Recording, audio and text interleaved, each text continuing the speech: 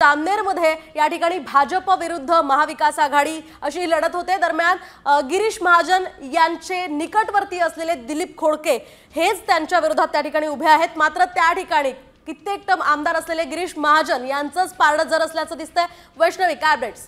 आपण पाहतोय जामनेर बद्दल सांगायचं झालं तर या ठिकाणी कुणाचा पारडं जड आहे बघूया। तर भाजप या ठिकाणी सरशी करताना पुन्हा एकदा दिसतंय।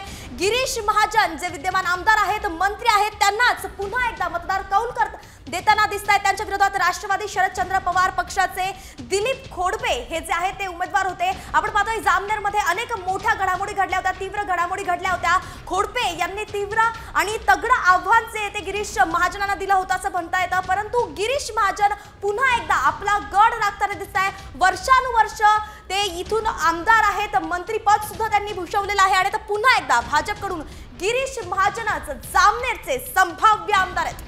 एकूणच गिरीश महाजन हे आपला गड राखताना पुन्हा एकदा पाहायला मिळतात। त्यामुळे गिरीश महाजन यांच्या विजयानं महाविकास आघाडीला हा मोठा फटका या ठिकाणी बसणार आहे।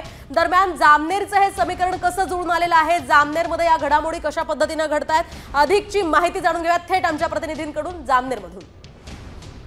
जामनेर 19 विधानसभा मतदारसंघात महायुतीचे उमेदवार गिरीश महाजन व महाविकास आघाडीचे उमेदवार दिलीप खोडके यांच्यात सरळ लढत होत असून गिरीश महाजन विजयी होतील असा विश्वास मतदारांनी व्यक्त केला आहे।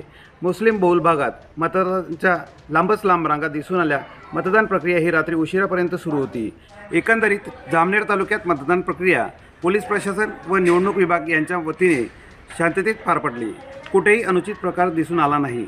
मात्र काही मतदारांचे नाव मतदार यादीत सापडत नसल्याने त्यांचा मतदान न करताच परत जावे लागले।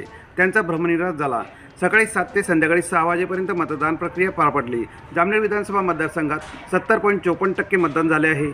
एकूण 3,35,274 मतदार असून त्यापैकी 1,22,453 पुरुष तर 1,14,081 महिला मतदारांनी अशा एकूण 2,36,534 मतदारांनी